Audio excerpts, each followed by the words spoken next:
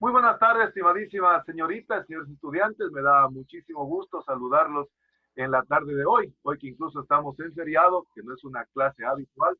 Sin embargo, lo he querido hacer con la finalidad de que no nos retrasemos en el avance de los contenidos. Así es de que aprovecho de esta ocasión para primero agradecerles a los estudiantes que han podido realmente asistir a la clase de hoy. Eso me demuestra el interés, el grado de compromiso que tienen los estudiantes y de manera particular, pues de querer avanzar en los contenidos. Así que la más cordial bienvenida. Y entonces vamos a dar inicio a las actividades académicas en la tarde de hoy. Y quiero iniciar con una frase que a mí particularmente me gusta y que justamente ya nos estamos adentrando a lo que va a constituir la formulación de nuestro perfil de proyecto de tesis. Hay una frase muy interesante que a mí particularmente me gusta, que es de un autor Osler. Este señor dice de que, alguien tiene por ahí el micrófono prendido, el mérito no es de quien hace el descubrimiento, escucharán esto, miren, el mérito no es de quien hace el descubrimiento, es de quien lo escribe y convence al mundo. Eso dice William Osler. Dice, repito, el mérito no es de quien hace el descubrimiento, es de quien lo escribe y convence al mundo. Fíjense, ustedes están ya prácticamente comenzando a adentrarnos en lo que va a constituir el trabajo de investigación de tesis de ustedes. Entonces, fíjense, nada sirve que alguien haga un descubrimiento, ¿no? Por ejemplo, muchos descubrimientos se han hecho en el campo del mundo empírico. Sin embargo, el mérito se lo lleva quien lo escribe y quien convence al mundo. Entonces, aspiro realmente que con los trabajos de investigación de tesis de ustedes, primero los lleguen a ejecutar, los lleguen a escribir y que logren trascender en el desarrollo científico y tecnológico de nuestro quehacer profesional como futuros ingenieros e ingenieras forestales. Entonces, repito, el mérito no es de quien hace el descubrimiento, el mérito es de quien lo escribe y convence al mundo. Eso dijo William Osler. Entonces vamos a dar inicio a la actividad académica que está prevista entonces para la tarde de hoy. Y para eso entonces quiero empezar dando ya lo que va a constituir los pasos que van a seguir ustedes en el método científico y que tienen que ver con su proyecto de investigación de tesis. A lo largo de estas clases que hemos venido trabajando con ustedes, hemos venido señalando algunas características del método científico. Y habíamos señalado de que el método científico es el método que utilizan los científicos, es el método que sirve para poder crear el conocimiento. Entonces vamos a ir viendo en la tarde de hoy algunos elementos que debe reunir el método científico. En primer lugar, el método científico es el proceso en el cual se usan los experimentos para poder contestar las preguntas. Es decir, entonces, el método científico es un método que se basa en la experimentación. Entonces, el investigador, para poder contrastar sus resultados, para poder realmente llegar a hacer su investigación, necesita establecer experimentos. Por lo tanto, decimos también que el método científico es un método que se hace de manera ordenada. Es decir, sigue un procedimiento para poder buscar la verdad, para poder realmente conocer la verdad. Entonces, es un proceso ordenado que permite realmente el conocimiento de la verdad.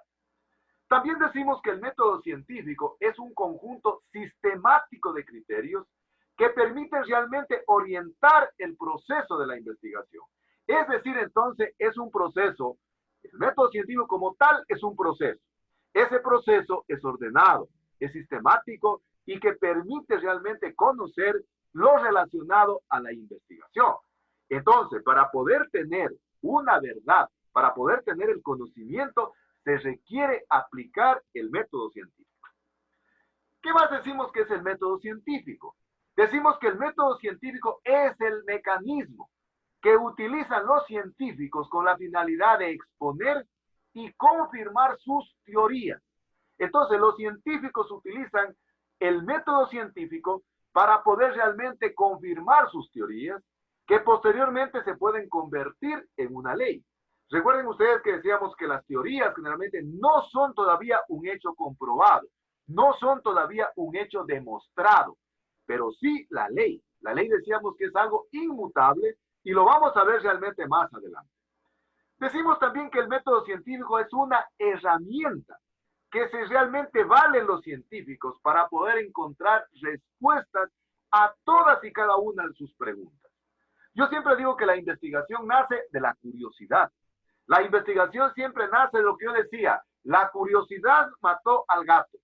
Es decir, es de fundamental importancia en la investigación científica saber generar preguntas de investigación. Se dice claramente que Sócrates no era muy asiduo en hacer realmente muchas contestaciones. Él tenía una cantidad de preguntas, pero que sus preguntas eran muy bien pertinaces, muy bien pertinentes, muy bien coherentes. Entonces decimos que el método científico es el método entonces que se plantean los científicos con la finalidad de dar contestación a todas y cada una de sus interrogantes. En resumen, entonces, como una síntesis, podríamos decir entonces que el método científico, primero, es un método estructurado. ¿Y por qué es un método estructurado? Porque sigue un órgano preestablecido, pide un orden preestablecido, predefinido. Es decir, el método científico es la armazón, porque está constituida por una cantidad de reglas, de principios que están coherentemente conectados y a través del cual entonces se permite asegurar que la ciencia pueda obtener un verdadero conocimiento.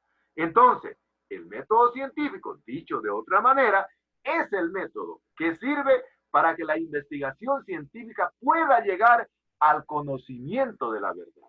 Entonces, la ciencia se utiliza, se respalda en el método científico para el conocimiento de la verdad, para la generación del conocimiento.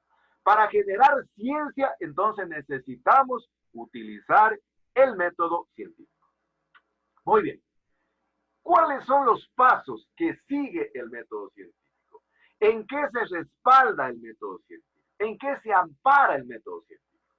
Si el método científico decíamos que es sistemático, es ordenado, es mecánico, sigue una estructura definida, los pasos en los que se basa el método científico son básicamente 5 pasos, que están cronológicamente unidos, que están sinérgicamente conectados, pero que siguen un orden lógico. En primer lugar, tenemos el primer paso del método científico es la observación. El segundo paso del método científico son las preguntas. Luego que generamos las preguntas, viene el tercer paso del método científico, que vienen a ser las hipótesis. Luego, con las hipótesis, esas hipótesis sometemos a una experimentación. Y en función de los datos o de los resultados que hemos generado en la experimentación, entonces llegamos a establecer premisas. Y esas premisas habíamos señalado en las clases anteriores que vienen a constituir las conclusiones. Entonces, estos son los 5 pasos que sigue el método científico. La observación, las preguntas, las hipótesis, la experimentación y la generación de conclusiones. Vamos a ir viendo las particularidades y las características que reúne cada una de ellas. Vamos a lo que tiene que ver con la observación. Fíjense, aquí es muy importante realmente diferenciar lo que es observar y lo que es ver. Lo que es observar con un ojo totalmente diferente al que ve un científico. Es decir, la observación de manera general, lo que observa todo el mundo. Y el otro, generalmente, la observación desde el punto de vista científico. Y entonces, nosotros nos vamos a referir en el método científico a la observación desde el punto de vista del científico. Es decir, no a ver por ver. Y desde esa perspectiva, decimos que en el método científico, la observación consiste en prestar atención a una parte, a una porción del universo que yo quiero investigar, que yo quiero realmente constreñir, que yo quiero retraer de esa parte del universo y que es la parte que yo quiero investigar. Entonces, el científico observa con mucha atención lo que él quiere investigar de ese universo general. De manera particular, todos vemos pero muy pocos observamos desde el punto de vista científico. Porque la observación desde el punto del método científico es tratar de alguna manera de identificar algunos acontecimientos específicos que se presentan en la Tierra, que se presentan en el cosmos, que se presentan en nuestro entorno social, y lógicamente que esa observación la hacemos a través de la percepción de nuestros sentidos. Y lógicamente que aquí, en lo que tiene que ver a la observación, juega un papel fundamental la experticia, la experiencia. ¿Por qué? Porque dice que la observación tiene mucho que ver con nuestros sentidos, con la capacidad sensorial, con la capacidad realmente que tenemos de percibir la realidad. ¿Y por qué les digo que esto está íntimamente relacionado con la experiencia, con la experticia que tiene cada persona? ¿Por qué? Porque cada persona, de alguna manera, en función de sus vivencias, en función de sus experticias vividas, va a observar diferentes circunstancias de lo que realmente todos pueden observar. Es decir, la persona que tiene más experiencia posiblemente tiene un abanico de opciones para poder observar. Cada cual entonces ve con un lente diferente, con un prisma diferente en función de su percepción, en función de su experiencia. ¿Por qué? Porque la observación es una percepción que la hacemos a través de nuestros sentidos. El segundo paso, una vez que hemos hecho la observación científica, es decir, la observación siguiendo el paso del método científico, el segundo paso del método científico es generar las preguntas de investigación. Una vez que nosotros hemos hecho la observación de una parte de la realidad que queremos investigar, entonces surgen las preguntas que yo quiero investigar. Surge una cantidad de preguntas que son generadas y que lógicamente esas preguntas generalmente han sido generadas por la curiosidad que tiene el investigador de querer contestar esas preguntas. Por ello, generalmente que de alguna manera la pregunta deben ser totalmente congruentes, deben ser totalmente pertinentes con la realidad o el fenómeno que yo estoy queriendo investigar. Es decir, no es cualquier pregunta. La pregunta de investigación es una pregunta lógica. Es una interrogante que se plantea a priori al investigador y que le quiere dar contestación, le quiere dar respuesta. Entonces, el primer paso, observar, hacer realmente una verificación de la realidad, de lo que yo quiero investigar. Y una vez que yo he hecho la observación, el siguiente paso es tratar de generar una pregunta de investigación. Pero esa pregunta de investigación no es cualquier pregunta, es una pregunta lógica, que lógicamente surge de la curiosidad. Por lo tanto, es de fundamental importancia saber cómo formular la pregunta de investigación. Por ejemplo, se dice que las preguntas de investigación que son formuladas con una palabra, por ejemplo, que la pregunta empieza ¿por qué? El porqué de las cosas son muy difíciles de poder contestar en la investigación. Entonces, miren, la pregunta de investigación hay que saberla formular. Y por eso les decía de que Sócrates definitivamente dicen que era un prodigio haciendo preguntas de investigación. Es decir, decía que él no tenía muchas respuestas. Él más le gustaba hacer la pregunta de investigación. Pero la pregunta de investigación no es cualquier cosa. Generalmente dice que no se pueden hacer preguntas de investigación con preguntas que empiecen, por ejemplo, con un por qué.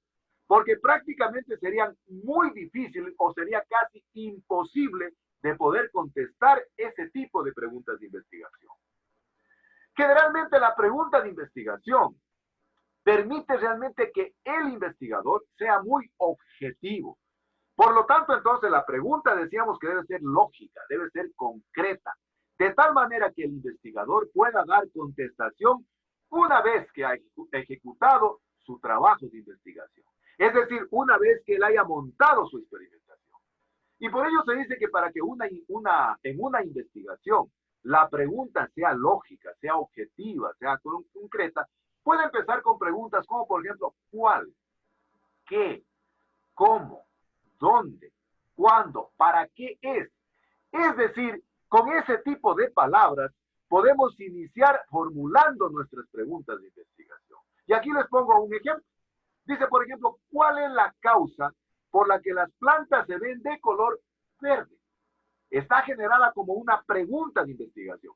Eso es lo que a priori el investigador se plantea como investigación. Es decir, él dice, quiere saber cuál es la causa por la cual las plantas tienen una coloración verde. Lógicamente, que para eso tendrá que plantearse una experimentación. Y al final, cuando termine la experimentación, cuando logre contrastar sus hipótesis, podrá dar respuesta a su pregunta de investigación. Entonces, miren, es muy difícil entonces que las preguntas de investigación empiecen con un por qué. Se pueden empezar con un cuál, con un qué, con un cómo, con un dónde, cuándo, para qué es. Entonces, de esa manera generamos la pregunta de investigación. Más adelante vamos a dar contestación a esta pregunta de investigación que hemos puesto como ejemplo. ¿Cuál es la causa por la que las plantas se ven de color verde? Tercer paso del método científico, la hipótesis. Tercer paso entonces del método científico, la hipótesis. Entonces, primero hacemos la observación. Una vez hecha la observación, generamos preguntas de investigación. Las preguntas de investigación deben ser concretas y deben ser lógicas. Luego, cada una de esas preguntas de investigación se vienen a constituir en la guía para todo el proceso de la investigación. Es decir, las preguntas de investigación vienen a constituir como la brújula para el investigador, como la carta de navegación para el marinero, es decir, por dónde se va a conducir su trabajo de investigación. De ahí la importancia de generar adecuadamente la pregunta de investigación. Porque una vez que hemos generado la pregunta de investigación, luego consiste en plantearnos posibles soluciones a esa pregunta de investigación. Y esas soluciones a priori o preliminares que hacemos, decimos que se conocen con el nombre de hipótesis. Es decir, la hipótesis es una conjetura. Es un hecho que yo me anticipo de manera preliminar a darle respuesta. Yo estoy preparando una ponencia, una conferencia para darles a ustedes solo relacionado con las hipótesis. Esto lo vamos a ampliar más adelante. Porque el investigador, a mí de manera particular, mis estudiantes, me interesa realmente que sepan definir exactamente sus hipótesis de investigación. Si la hipótesis de investigación está bien definida, definitivamente su trabajo de investigación tiene un norte a seguir. Entonces, la hipótesis viene a constituir en las soluciones a priori, en las soluciones preliminares a nuestro problema de investigación. Las hipótesis, por lo tanto, desde esa perspectiva de una conjetura, de un hecho anticipado, por lo tanto pueden ser o tener dos comportamientos. La hipótesis puede ser falsa o la hipótesis puede ser verdadera. ¿Cuándo la hipótesis la someto a verificación? La hipótesis la someto a verificación cuando establezco mi experimento. Es decir, cuando yo realmente hago el diseño experimental. ¿Y cuando la hipótesis yo le doy respuesta? Cuando hago la interpretación de mis resultados. Es decir, al final de la experimentación, yo comienzo entonces a dar respuesta a mi hipótesis y realmente establecer si verdaderamente mi hipótesis fue verdadera o fue falsa. Por ello es de fundamental importancia que en una investigación se genere entonces una hipótesis verdadera o una hipótesis positiva, como se llama la verdadera, y una hipótesis negativa o una hipótesis falsa, ¿no es cierto? Fíjense la importancia que tiene la hipótesis falsa. La hipótesis falsa es la hipótesis de la igualdad. Es aquella prácticamente donde dice que todo es igual, que nada cambia. Por ejemplo, vamos a suponer, yo les decía para poder un poquito entender las hipótesis, de que generalmente si yo estoy investigando, por decir algo, los cisnes, y los cisnes, conocemos la mayoría, de que los cisnes pues, son este tipo de aves que tienen una coloración blanca.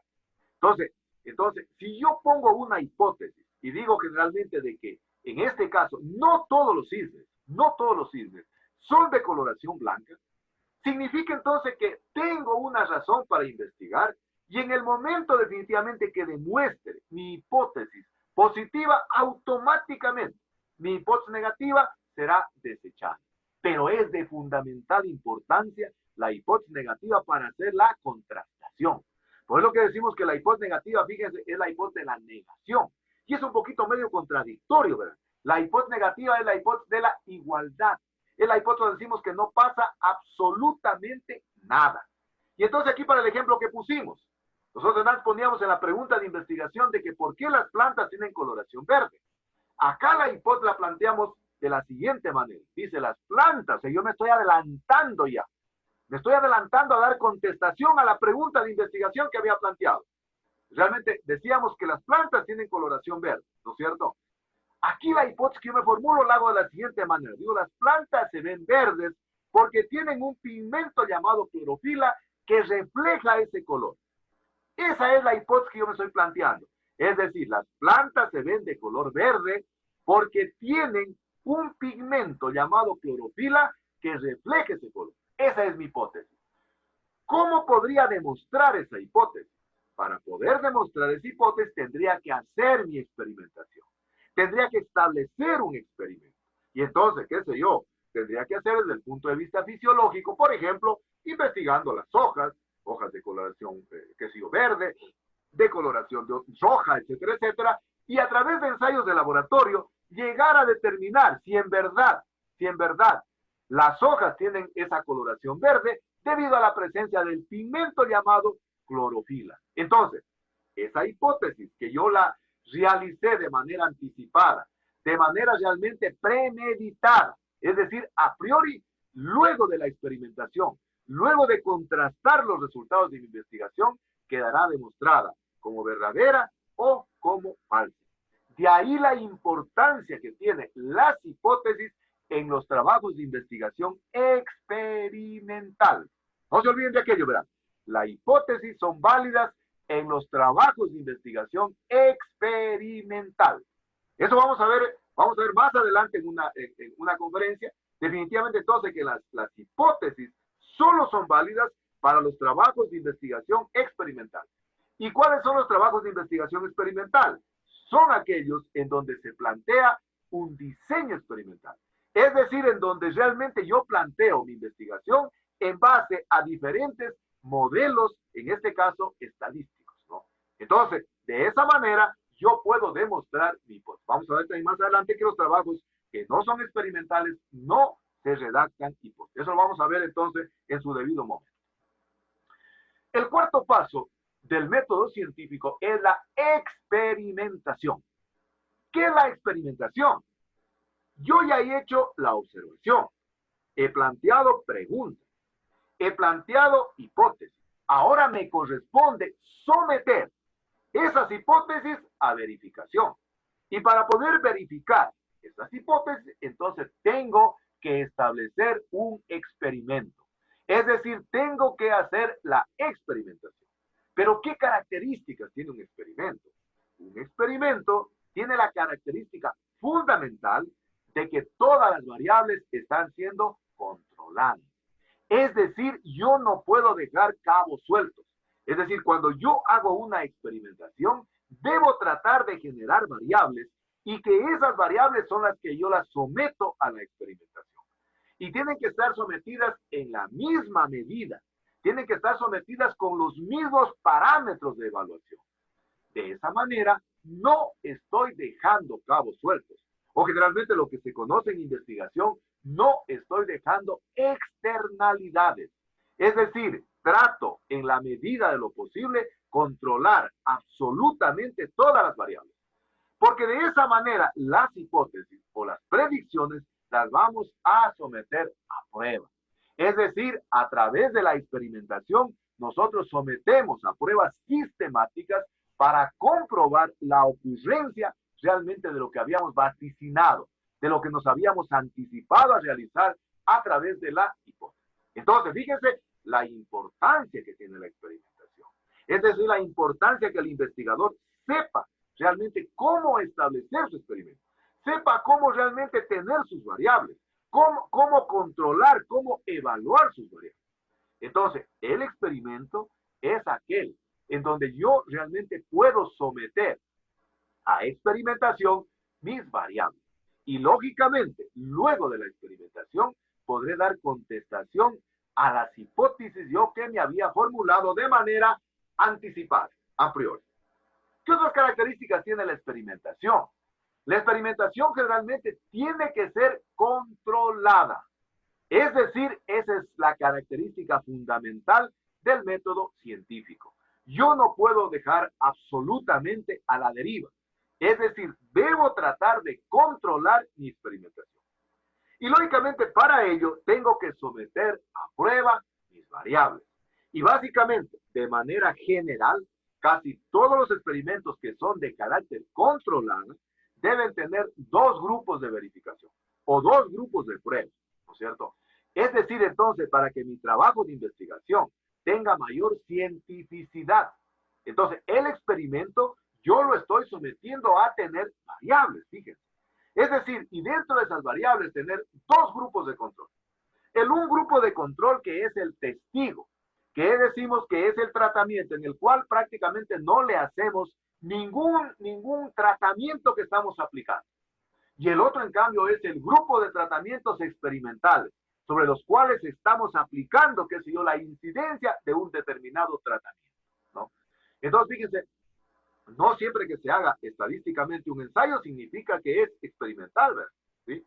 Es decir, si yo tengo un ensayo, monto, y no tengo dos grupos de control, un grupo testigo y otro grupo experimental, definitivamente no estoy aplicando la experimentación. Van a ver ustedes que en los trabajos de investigación no experimental también se puede aplicar la estadística, pero generalmente ahí no tenemos la posibilidad de poder tener dos grupos de control. Entonces, en la experimentación tenemos un testigo y tenemos un grupo de tratamientos a los cuales les estamos aplicando lo que yo estoy queriendo experimentar, ¿no es cierto? Fíjense, pero qué importante que es el grupo testigo. El testigo es importantísimo. Fíjense que el testigo es tan importante como la hipótesis negativa o hipótesis falsa. ¿Por qué? Porque realmente el testigo a mí me permite contrastar con el grupo experimental. Y por ello es de fundamental importancia que los grupos de control, en este caso, deben ser sometidos en las mismas condiciones. Las mismas condiciones. Es decir, tanto el grupo de control, el testigo, como el grupo experimental, tiene que estar sometido en las mismas condiciones del experimento, ¿no? Por ejemplo, voy a poner un caso de laboratorio, por decir algo. Si yo estoy experimentando en un laboratorio, ¿no es cierto? Es un laboratorio, vamos a suponer que estoy ensayando germinación in vitro de semillas de caoba, por decir algo. Entonces, yo tengo igual que el testigo someterlo a las mismas condiciones de laboratorio. Por ejemplo, fotoperiodo, 16 horas luz, 8 horas de oscuridad, temperatura, 27 grados centígrados, intensidad lumínica, 5000 lux, etcétera, etcétera. Es decir, tiene que estar sometido a las mismas condiciones. Lo único que estamos haciendo cambiar, lo único que estamos variando es posiblemente la diversidad de tratamientos que estamos aplicando. Vamos a poner, por ejemplo, qué sé yo, que estamos probando una hormona. Y estamos probando una hormona para inducir el crecimiento. Entonces, vamos a poner que estoy probando una hormona en 3 concentraciones, ¿no es cierto? Entonces yo quiero saber cuál de esas concentraciones resulta ser mejor. Vamos a ver que tengo 1 miligramo por litro, 2 miligramos por litro, 3 miligramos por litro. Y pongamos un ejemplo de una hormona, pongamos ejemplo de una usina. Por ejemplo, el ácido indolacético. Entonces voy a probar el ácido indolacético, 1 miligramo por litro, 2 miligramos por litro, 3 miligramos por litro. Necesito tener un control. Ese control es aquel que no tiene nada, que tiene 0 miligramos por litro de ácido indolacético. ¿Cuál es el objetivo? Para poder contrastar la realidad. Puede ser que el testigo tenga el mejor comportamiento que los otros tratamientos. Eso puede suceder, ¿verdad? Puede suceder. Y aquí es una cuestión importante, ¿verdad? Los investigadores a veces nos apasionamos mucho con los tratamientos a los que hemos dado realmente algún beneficio, en este caso de la hormona. Y cuando eso sucede, pasa de que el investigador se comienza a sesgar. Entonces, como tiene hormona, uno ya automáticamente piensa que ese tratamiento va a ser el mejor. Y no siempre es así en investigación. En investigación, el investigador no puede apasionarse por un tratamiento, no puede apostar por un tratamiento. Ese apostar por un tratamiento, generalmente decimos que existe un sesgo experimental, un sesgo de investigación. Porque ¿qué tal, por ejemplo, que el tratamiento testigo que no tenía absolutamente nada de hormonas, no tenía ácido indolacético ni en 1, ni en 2, ni en 3, resulta que es el mejor. Es una muy buena cosa. ¿Por qué? Porque significa que posiblemente esa especie no necesita de reguladores del crecimiento exógenos para poder experimentar lo que yo estoy queriendo evaluar. Es de fundamental importancia. Pero ¿qué es lo que pasa? A veces muchos investigadores, cuando ven que el testigo resultó ser el mejor, comienzan a poner en tela de duda sus datos experimentales. Dicen, no, pues si el testigo no podía haber ganado. Eso solo lo podemos responder después del experimento. De lo contrario, estamos haciendo desde el punto de vista jurídico, un término que se conoce con el nombre que dicen los abogados, estamos prevaricando. Es decir, nos estamos anticipando al resultado. Por eso yo no puedo apasionarme con los tratamientos. Y aquí sí es una cuestión muy importante a tomar en cuenta, ¿verdad? Porque hay mucha gente, porque vamos a suponer que otro caso, están experimentando fertilización en pino, por ejemplo, y le están poniendo 1 kilogramo, 2 kilogramos, 3 kilogramos de NPK al pino para determinar el crecimiento. Y resulta ser que el testigo no tiene absolutamente nada. Y después pasa de que el testigo expresó el mayor crecimiento en altura. Posiblemente ese suelo es muy bueno para pino. Y no requiere de una adición de fertilizante exógeno para poder expresar su crecimiento y desarrollo. Hace un momentito antes de entrar a la clase me llamó un abogado. Bueno, le han dado mi nombre, que le dé algunas ideas sobre la caoba. Entonces me dice que él tiene una plantación de caoba en la provincia del Oro. Fíjense. Y dice que la caoba tiene 1 año y que tiene una altura de 1,5 metros de altura. Y entonces me dice, ingeniero, dice, mire, no le hemos puesto absolutamente nada y tiene 1,5 metros de altura, pero tengo un problema, dice. Se me está doblando la parte del cogollo, me decía, está doblándose. Entonces yo le decía, mire, puede ser 2 razones. Una puede ser que el suelo sea demasiado fértil y por lo tanto la especie está creciendo, como se dice en el argot popular, en vicio. Se está yendo en vicio la especie. O la otra puede ser de que las meliáceas son muy susceptibles a ser atacadas por un lepidóptero que se conoce con el nombre de Isipila grandela y que defolia el ápice terminal y que posiblemente se está doblando.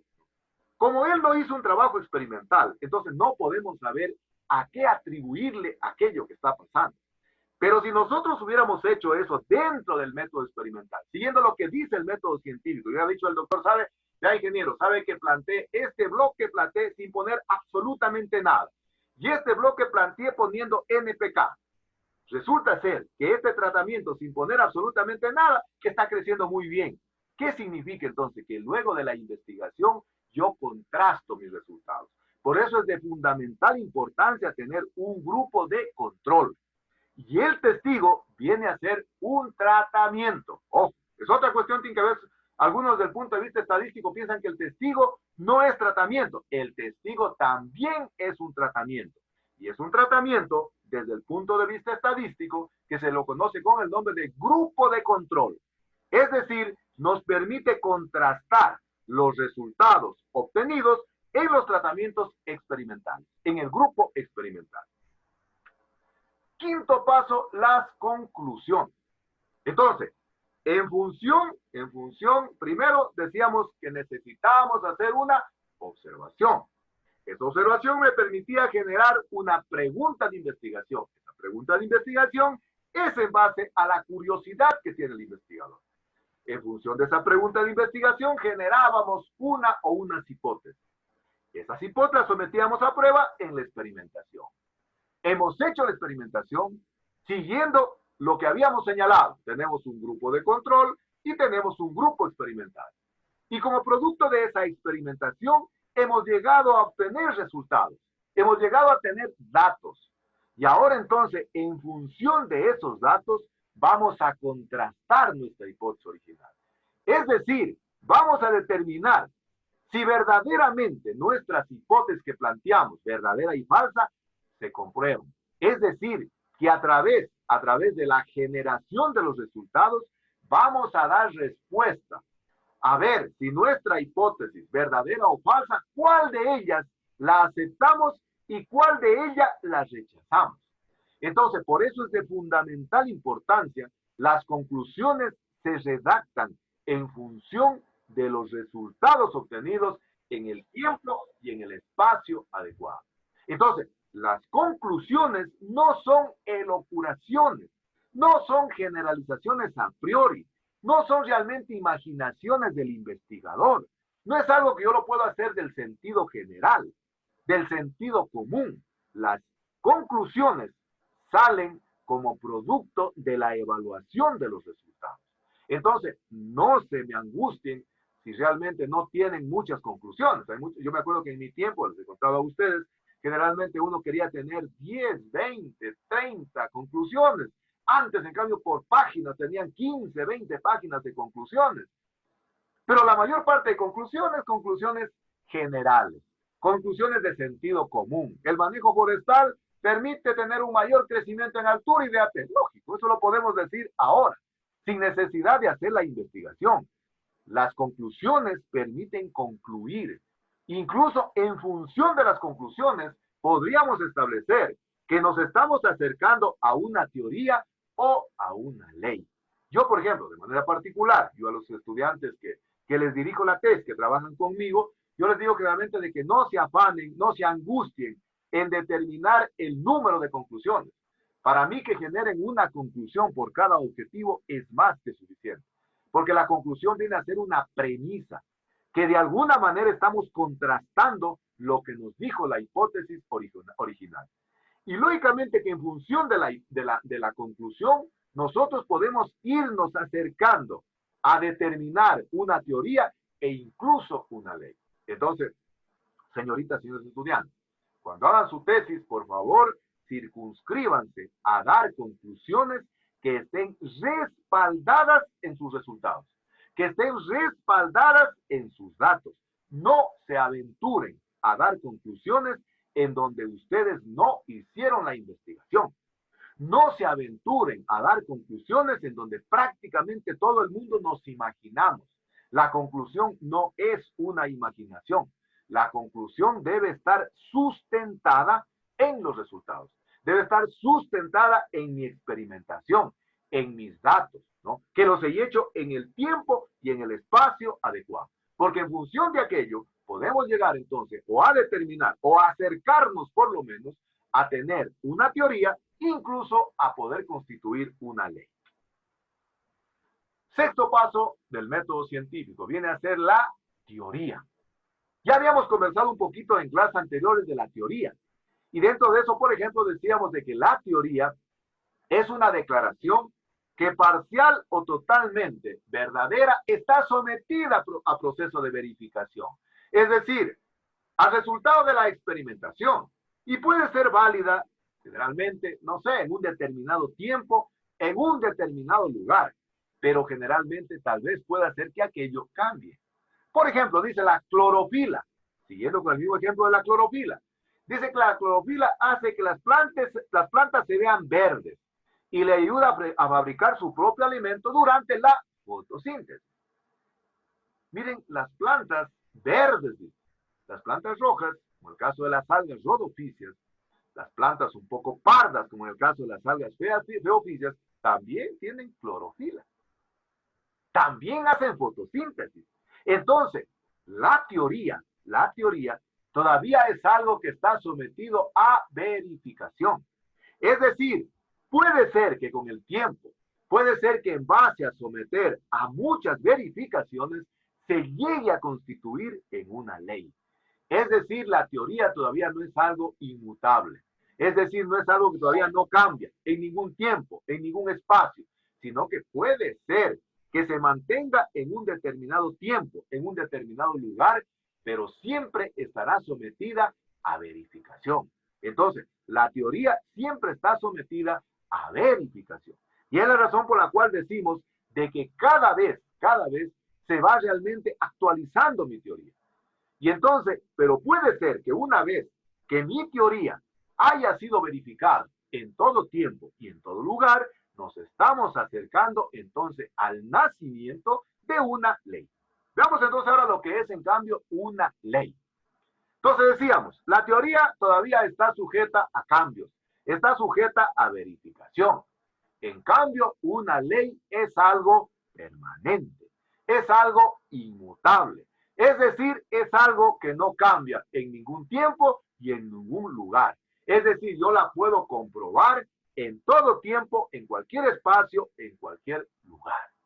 En cambio, ya decíamos que la teoría solo es verdadera en un determinado, esa palabra es clave, ¿verdad? En un determinado lugar y tiempo. Y que incluso puede ir cambiando, puede irse modificando en función de las nuevas verificaciones que yo vaya haciendo a mi hipótesis. Entonces, la teoría, algo que todavía está sometido a verificación en un determinado tiempo y en un determinado lugar. La ley es algo comprobable, es algo inmutable, es algo permanente, algo que podemos realmente demostrar en cualquier tiempo y en cualquier lugar. Por ejemplo, tenemos la teoría. La teoría, por ejemplo, que habíamos conversado en clase anterior, de la evolución de las especies, esta teoría famosísima que estableció Charles Darwin como producto de sus observaciones que hizo en las Islas Galápagos, ¿no? Entonces él se dio cuenta que las plantas estaban evolucionando, que los pinzones de Galápagos tuvieron que hacer cierto tipo de modificaciones en sus patas para poder posarse sobre los cactus, que los cactus tuvieron realmente que modificar su epidermis para poder cuidar el agua. Entonces, esa teoría cada vez se está perfeccionando, cada vez se está evolucionando.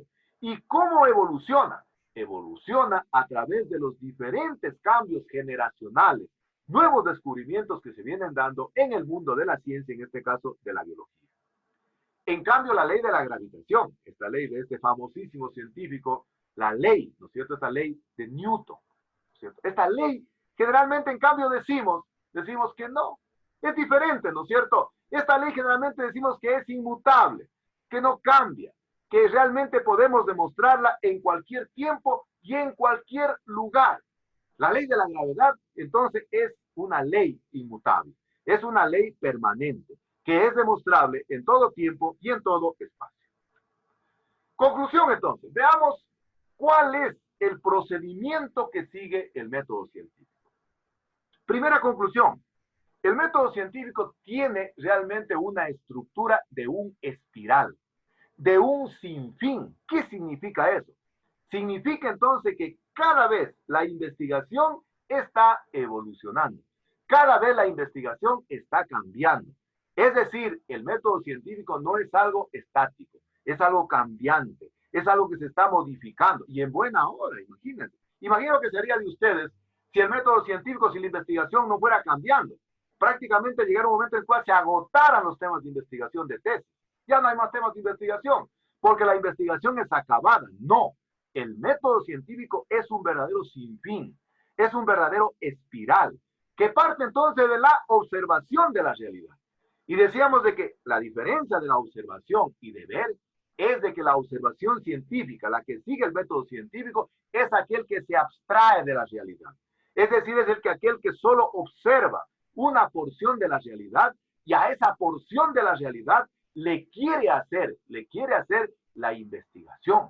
Y lógicamente en función de esa abstracción de la realidad, entonces genera preguntas de investigación. El investigador, el científico, comienza a establecer preguntas a priori. Esas preguntas a priori surgen de la curiosidad, ¿no es cierto? Entonces, fíjense que es diferente a ver.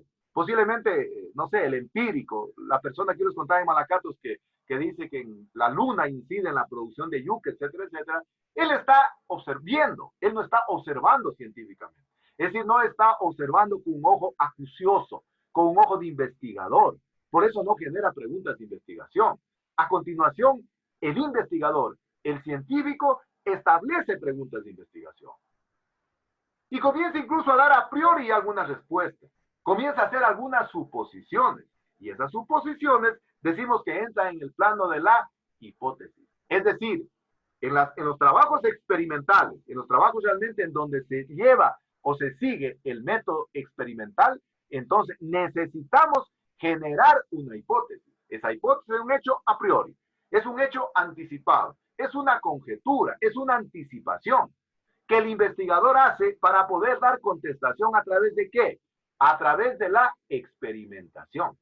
Es decir, tiene que generar una experimentación para poder demostrar su hipótesis, para poder comprobar su hipótesis, para saber si la hipótesis es verdadera o falsa, definitivamente son las que se refutan o son las que se aprueban. Y lógicamente, en función de la experimentación, respaldada por los datos, respaldada por los resultados, se comienzan a establecer algunas premisas. Esas premisas vienen a ser las conclusiones. Y decíamos que las conclusiones son premisas que se establecen fundamentadamente en base a los resultados obtenidos en la experimentación. Y en función de aquello, si nosotros estamos siguiendo para poder optar el título de ingenieros e ingenieras forestales, tenemos que documentar. ¿Recuerdan lo que dijo Osler? El mérito no está de quien hace el experimento. El mérito está de quien realmente primero lo escribe y convence al mundo. Es decir, fíjense, el mérito entonces no es del que hace el descubrimiento. El mérito está en el que lo difunde, pero que realmente esa difusión permite entonces hacer realmente que el mundo pueda enterarse que usted está haciendo un descubrimiento. El descubrimiento es fundamental.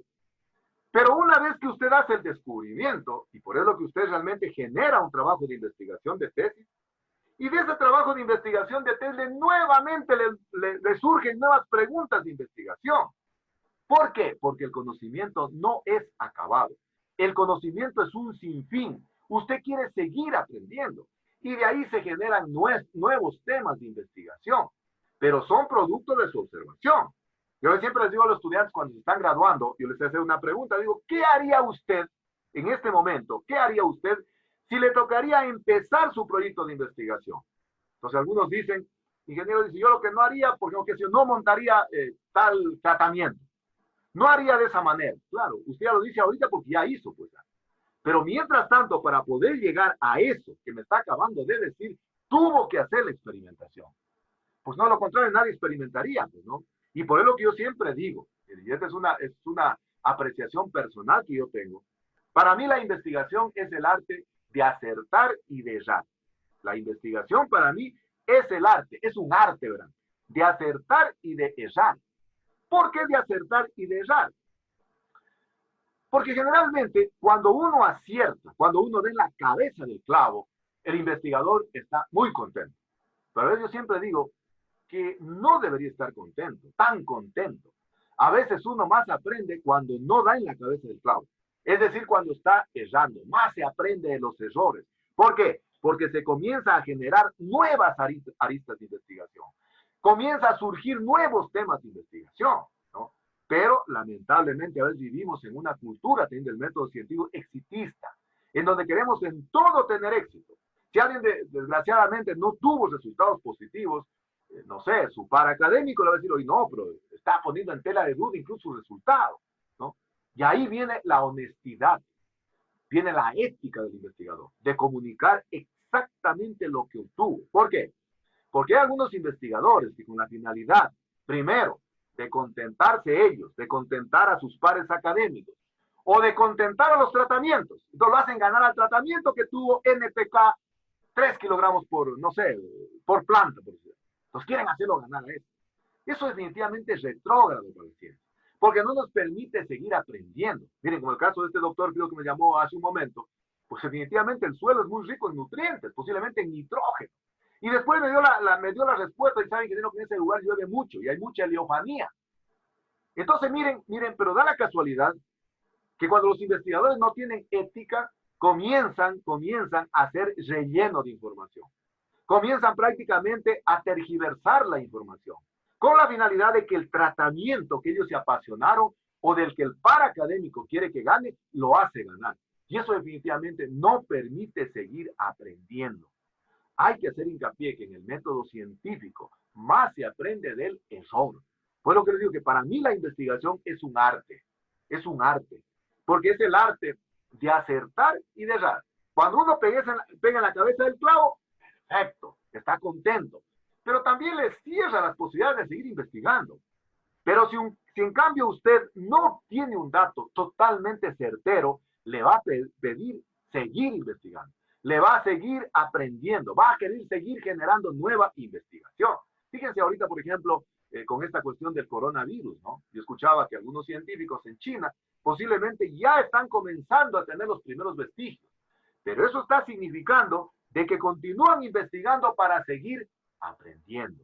Entonces, por eso para ellos un método científico es un método ordenado, es un método estructurado, es un método sistemático, que sigue un orden lógico. Y decimos entonces que la investigación científica es un arte, es el arte de acertar y es el arte de errar. Y que uno realmente en investigación científica más aprende cuando comete errores. Aquí queda un trabajito autónomo que ya está subido a la plataforma y que lo van a hacer tipo ensayo. Un ensayito de un párrafo de 10 líneas, por favor, seamos concretos, ¿verdad? Estoy viendo algunos también están haciendo cosas muy grandes, ¿no? 10 lineecitas. Quiero que ustedes me escriban, pero ustedes. Yo me doy cuenta fácil los que escriben, pero dicen, para mí, de mi forma de pensar, es esto, ¿no? Quiero que así escriban. Quiero que realmente pongan ustedes, con sus propias palabras, en 10 líneas, por qué es importante la investigación científica. Y en estos días, en la clase del día de hoy, he dado la fundamentación científica para poder decir por qué es importante la investigación científica.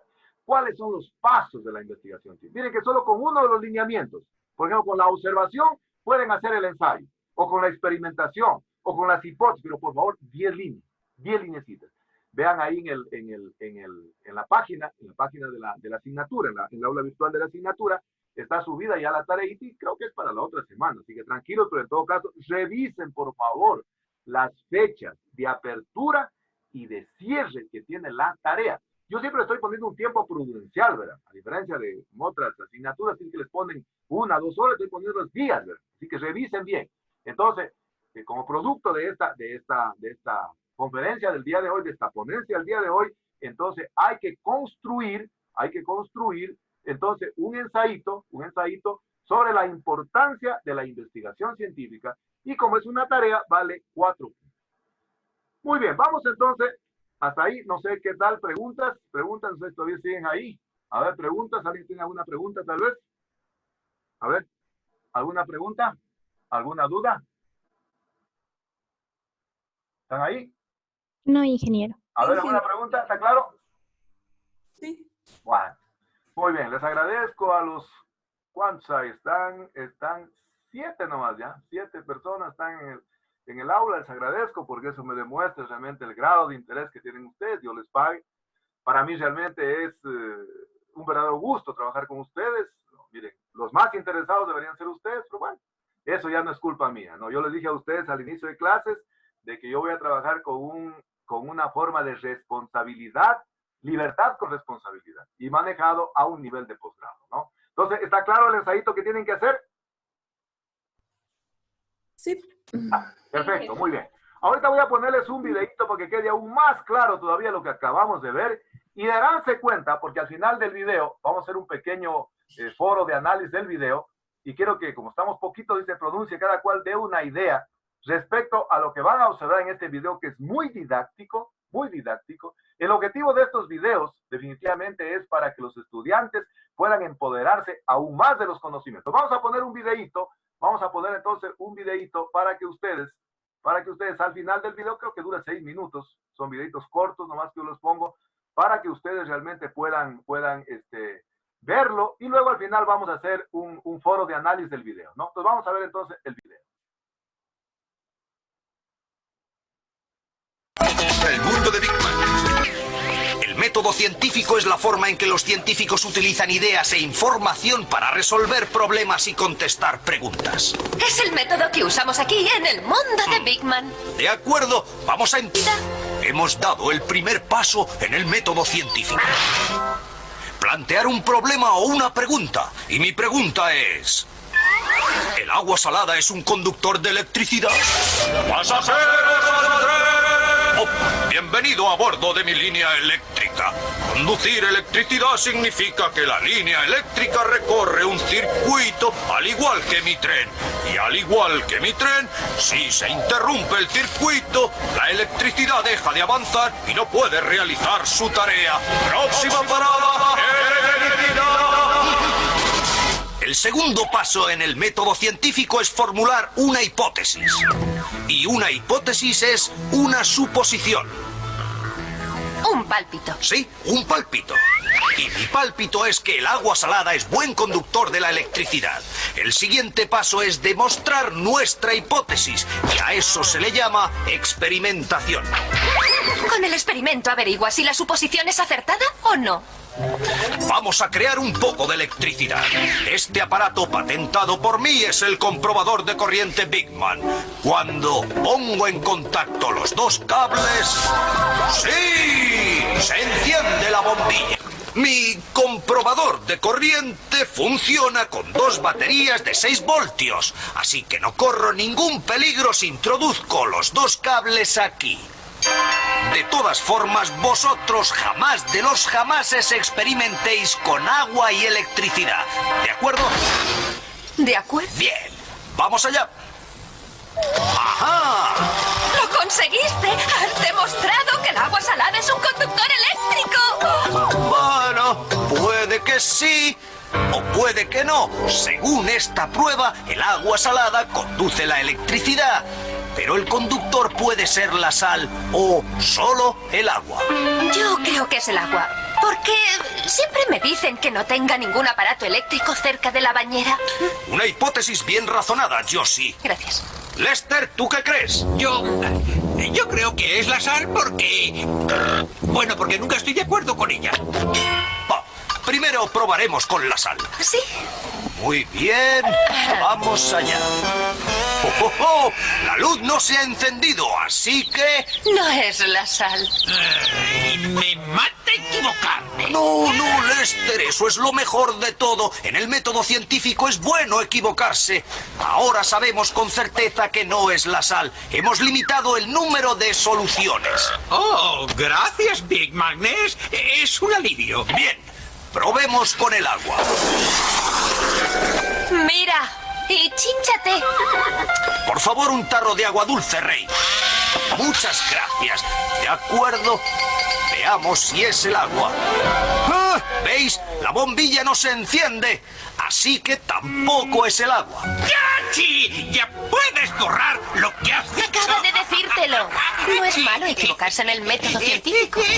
Correcto. Ambos han hecho un buen trabajo al estar totalmente equivocados. ¡Enhorabuena! Y ahora nuestra hipótesis es que la combinación de sal y agua debe ser el conductor eléctrico. Lo probaré con agua salada de fabricación casera. Disuelvo un poco de sal en agua caliente, así. Eso es. Y remuevo. ¿Listo? Vamos allá. ¡La bombilla se ha encendido! Mi hipótesis inicial coincide con el resultado del experimento. Así que podemos sacar una conclusión. El agua salada es conductor eléctrico. ¿Y si el experimento hubiera demostrado que el agua salada no conduce electricidad? Cuando el resultado no concuerda con nuestra hipótesis, deberemos formular otra hipótesis. Como por ejemplo es... El agua salada no conduce la electricidad, pero como sí lo hace, no tenemos por qué cambiar nuestra hipótesis. Si el agua no es un conductor eléctrico, ¿por qué no puedo secarme el pelo en la bañera? Oh, porque nuestras glándulas sudoríparas recubren el cuerpo de sal, convirtiendo en salada el agua en la que nos sumergimos. Entonces, el agua salada es un conductor eléctrico. ¡Qué asombroso, ¿verdad? Ahora me explico esos pelos. Así que ya conocéis una de las formas de realizar descubrimientos científicos. La utilización del método científico. Plantear un problema. Formular una hipótesis. Probar la hipótesis mediante un experimento. Sacar una conclusión y, si es necesario, formular una nueva hipótesis. O como decimos los científicos... Bada bing, bada bang, bada boom. El mundo de Big Man. El método...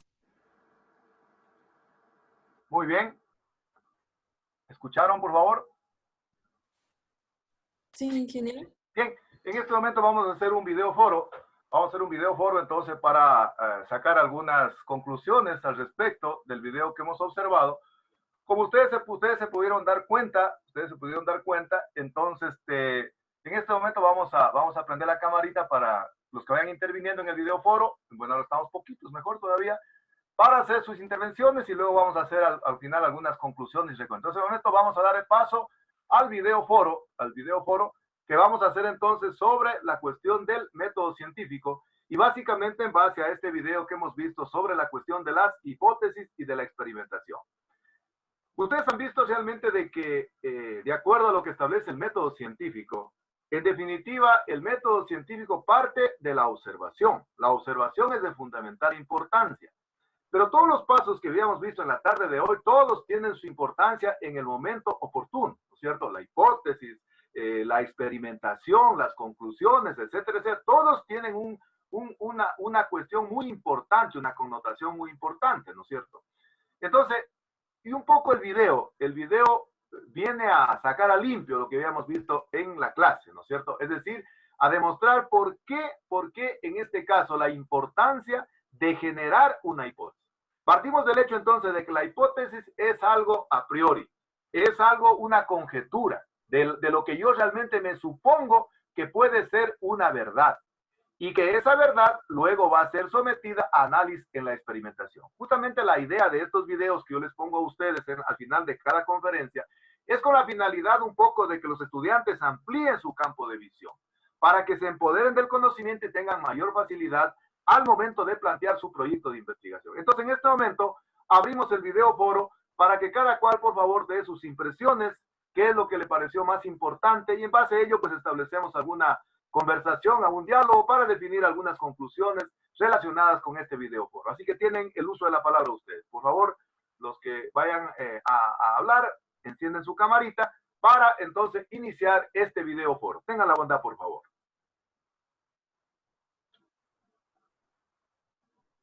A ver, ¿quién se anota primerito? A ver. Ya, Carlita, tenga la bondad.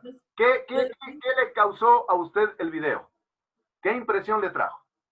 Bueno, concuerda con algunas ideas que ya hemos visto anteriormente en el tema del documento guía, en la que ya sabía que primeramente el método científico busca o utiliza ideas o información para resolver algún problema y así generar lo que es el conocimiento científico, en la cual se utiliza varios pasos o procesos, como ya se lo sabía que era el problema, planteamos un problema. Como segundo paso, realizamos un planteamiento de una hipótesis. El tercer paso era verificar si esta hipótesis, o sea, poner en experimentación esta hipótesis. Y el cuarto paso era demostrar si bueno, como ya le dije, la demostración de la hipótesis por la experimentación, y sacamos conclusiones para ver si nuestra hipótesis es correcta o no. Y si es necesario, se haría una hipótesis nueva en caso de que tengamos una respuesta negativa. Perfecto. Muy bien. Gracias, Carlita. ¿Quién más? Más o menos en función de lo que vieron en el video. A ver, ¿alguien más que quiera intervenir en este video foro, por favor? Ya, ingeniero. Ya. María, la bondad. Bueno, lo que me llamó la atención del video es que, por ejemplo, el método científico ha sido de mucha importancia y aparte útil en lo que son en los avances tecnológicos que ha tenido para el ser humano. Aparte que el método científico es muy crítico y no es como cerrado, sino que más bien se le puede aportar varias hipótesis dentro de este método, y también se puede generar lo que es mediante lo que es la experimentación para poder llegar a lo que es la conclusión o una respuesta de manera positiva y de manera verificada. Perfecto. Gracias, Mayrita. Muy bien. Siguiente. Entonces, primero hacemos una cuestión de carácter general. Luego vamos a comentar del video propiamente dicho para ver la importancia de generar tanto la hipótesis positiva como la hipótesis nula. Así que a continuación, ¿alguien más? Entonces ya ha intervenido Mayrita, Carlita, ¿quién más? ¿Se anota? Estamos en el video foro. Buenas tardes. Bueno, del video, también en el video pudimos, bueno, de manera general, poder ver que en sí el método científico muchas veces nosotros, bueno, a mí personalmente se lo he visto como que, porque tiene que ser esos pasos, pero aplicándolo a un ejemplo de la vida cotidiana, uno se puede comprender que es necesario tener un modelo ordenado para poder encontrar una respuesta. Y bueno, el planteamiento de las hipótesis viene realmente de la explicación que nosotros podemos tener a base de nuestra experiencia inicial. Sin embargo, la experimentación nos ayuda a comprender en sí qué es la decisión que tenemos que tomar en base a los resultados que tenemos. Entonces me pareció muy interesante y muy didáctico para poder entender más que todo el método, la importancia que tiene para resolver nuestras preguntas. Muchísimas gracias, Jenny. Muy bien, muy bien. ¿Quién sigue? Yo, ingeniero. Banner, tenga la bondad, Banner. El método científico en sí a mí me parece muy interesante, ya que esto nos permite despejar dudas o poder generalizar hipótesis, hacer experimentos y poder llegar a una decisión acertada de la duda que podamos tener y despejar así todas nuestras inquietudes. Dado un caso que si nuestras dudas fueran erróneas o acertadas, haríamos de quedar con la intriga de esos procesos o de esas dudas. Gracias, Banner. Muy bien. Estamos en la primera parte, que es un poquito comentar en general el método científico. Pero quiero que vayan preparando sus argumentos en cambio para discutir desde el punto de vista del video. O sea, digamos, lo que vieron en el video y qué les pareció a ustedes, pero entonces eso lo dejamos para una segunda parte. ¿Quién más? A ver, ¿quién más falta? Me falta Margarita. Margarita. Margarita. Gracias, Margarita. ¿Cómo le va, Margarita? Buenas tardes. Tenga la bondad. Un poco en cuanto al video que nos mostró, así mismo como dice el método científico, donde se basa de acuerdo a múltiples pasos para llegar a una conclusión. En cuanto al video, ahí tomaba varias alternativas y de esas veía cuál podía ser llegar a una verdadera, un verdadero razonamiento donde llegue a una verdadera conclusión. O también dando otra alternativa donde no puede serla. Entonces, en sí, el método científico nos dice que debemos basarnos en el razonamiento, en la razón, y donde se llegue a algo que puede ser comprobado. Muy bien. Gracias, Margarita. Creo que intervino. ¿Alguien más tal vez le falta intervenir? A ver, ¿quién más está? Cristian. Cristian. Buenas tardes, ingeniero. ¿Cómo está, Cristian? Tenga la bondad. En sí, ¿sobre qué, el video o en general, ingeniero? Pero vamos en general, después vamos al video. ¿Qué parte es lo que más les movió a ustedes la atención? O si alguien ya sabía, por ejemplo, la hipótesis que él planteó. A ver, tenga la bondad. Prácticamente yo deduzco que lo que es el método científico, a mí lo más importante es la experimentación, ya que con esto se puede llegar a lo que es, si no experimenta, no puede dar respuestas a lo que son las ideas que se plantean, las hipótesis. Tanto nula como alternativa, no puede dar respuesta para esto y me gusta lo que es, porque mediante la experimentación puede coger y replantear hipótesis. ¿Eso qué quiere decir? Que primero tienes que experimentar, que así los conocimientos previos que tal vez tuvo, tiene que direccionarlos en otro sentido, tal vez. Ya, gracias, Cristian. Loida, su criterio. Loida. Buenas tardes, ingeniero. Hola, Loida, buenas tardes, ¿cómo le va? Sí, respecto al método científico, me parece que es un proceso bastante lógico y ordenado. Desde mi punto de vista, todas las partes que lo conforman son importantes porque, en primer lugar, debemos tener en claro hacia dónde vamos a direccionar nuestra línea de investigación. De igual forma, las hipótesis son importantes para saber qué respuesta se les puede dar a los problemas en los cuales nosotros queremos dirigirnos para plantear los objetivos. Y después de eso es bastante importante pues la parte de la experimentación, como dijo el compañero, para poder comprobar si las respuestas o las hipótesis, nuestras suposiciones son correctas o no lo son. Y pues por otra parte creo que también, según lo que nos decía en la guía, es importante tener varias hipótesis por las cuales poder ir experimentando. Si una no es, puede quedar como una hipótesis alternativa o algo así. Muy bien, gracias, Loida. Muy bien. Vamos a sacar entonces una conclusión de esta primera parte que hemos hecho el video foro relacionado sobre lo que es el método científico. Entonces diremos de que el método científico en definitiva es un método ordenado que se basa en la experimentación. Y como alguien lo dijo, creo que Margarita dijo, el método científico es algo que está sustentado en la razón. Es decir, está sustentado en la verdad. Pero recuerden que la verdad desde el punto de vista científico, ¿no es cierto? Entonces, desde esa perspectiva diremos entonces que el método científico es algo que está sustentado en la verdad científica. En la verdad científica. Entonces, por eso decimos de que el método científico tiene las características de sistemático, ordenado, estructurado, etcétera, etcétera. Vamos a ver la segunda parte de este video foro. En cambio, yo quisiera que se refieran exclusivamente a lo que se vio en el video, ¿no es cierto? A lo que se vio en el video. Y no sé la expectativa que ustedes tuvieron de algo que es tan sencillo, de algo que es tan simple, como es, por ejemplo, qué sé yo, el mezclar el agua y la sal. Y ustedes vieron realmente lo que se produjo ahí. Pero yo diría que lo fundamental que se dio es de que tuvo que hacerse la experimentación. Es decir, lo que decía Cristian, tuvo que hacerse la verificación. Entonces vamos a intervenir en esta segunda parte del video foro, en cambio un poquito haciendo alusión a lo que vieron ustedes en el video. O sea, cómo lo vieron ustedes en el video y qué es lo que más le llamó la atención para en una tercera parte, en cambio del video foro que estamos haciendo en este momento, hacer algunas conclusiones, posiblemente algunas recomendaciones. Así que puede ser en el mismo orden. Empezaríamos entonces con Carlita. Carlita, por favor, tenga la bondad.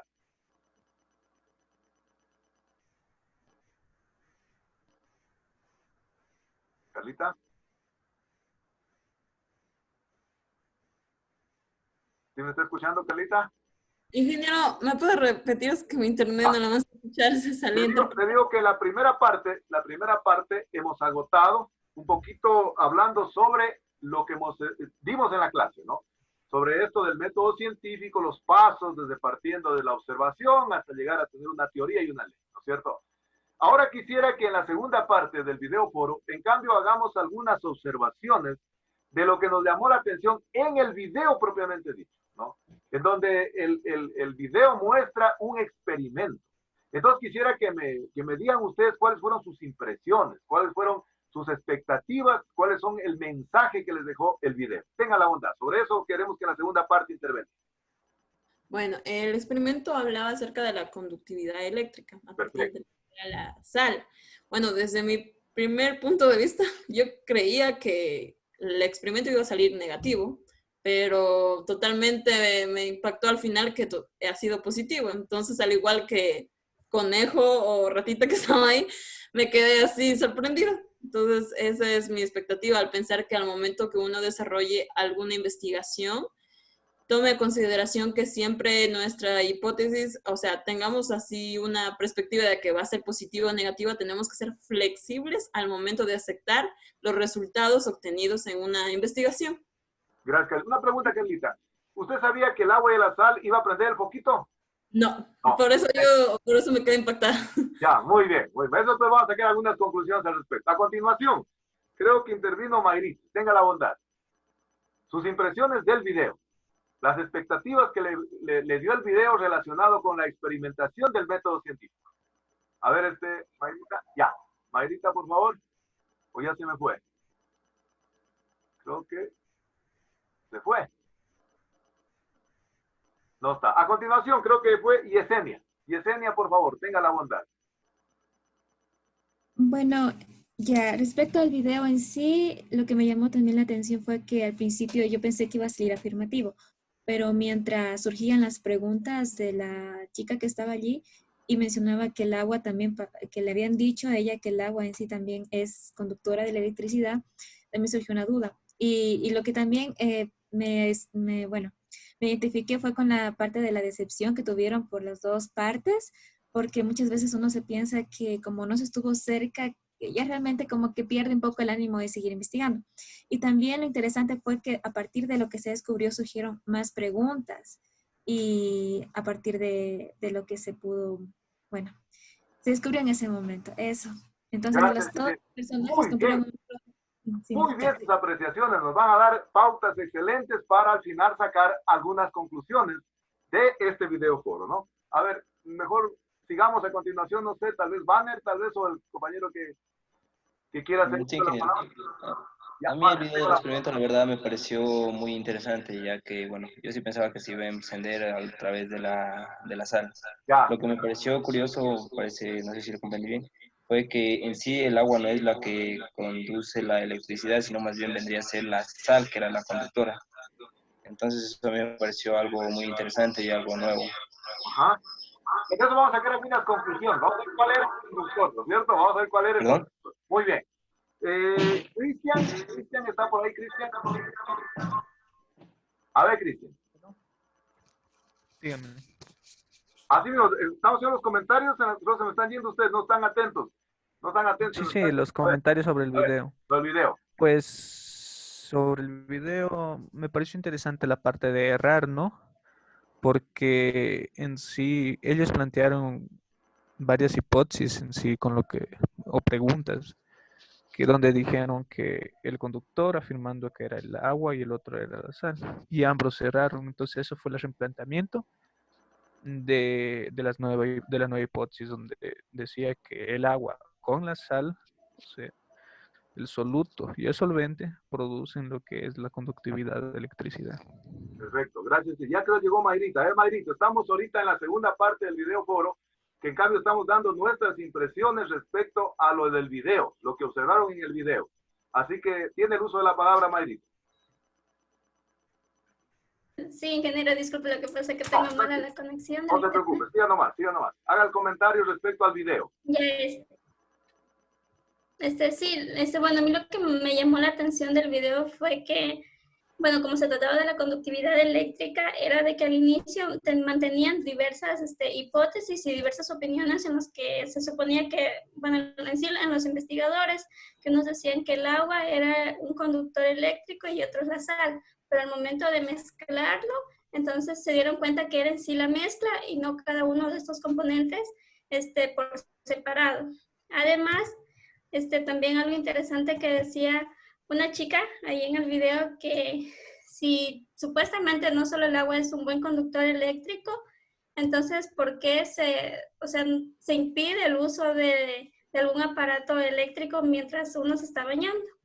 Entonces, eso también lo dejó en claro y dijo que era porque el cuerpo humano, por sus glandes sudoríparas, emana lo que es la sal. Entonces, estos al combinarse produce lo que es esta conductividad eléctrica.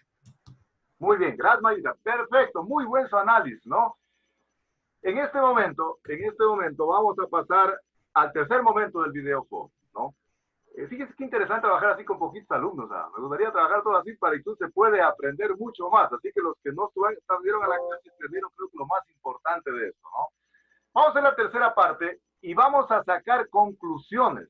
Conclusiones primero del experimento. Y luego vamos a sacar conclusiones generales de lo que nos dejó este video. Entonces vamos a hacer primero conclusiones del experimento. Entonces para ello, quisiera, no sé, en el mismo orden, tal vez que fuimos viendo, quisiera que me vayan haciendo del experimento una conclusión. A ver, recuerden que las conclusiones son premisas que salen ¿de dónde salen las conclusiones? ¿Se respaldan en dónde las conclusiones? En los objetivos. No. ¿De dónde se respaldan las conclusiones?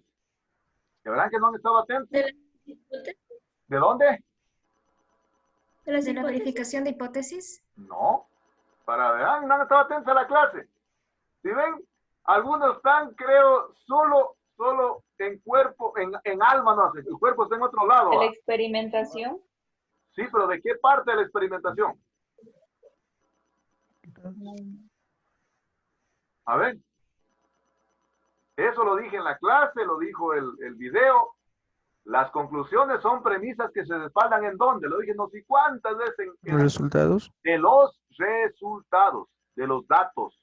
Entonces, en función de aquello, vamos en la tercera parte del video foro, hagamos conclusiones del experimento, conclusiones de los resultados. A ver, ¿qué primera conclusión podríamos sacar? Puede ser en el mismo orden. A ver, Carlitos, en el mismo orden. ¿Qué conclusión usted sacaría del experimento del video?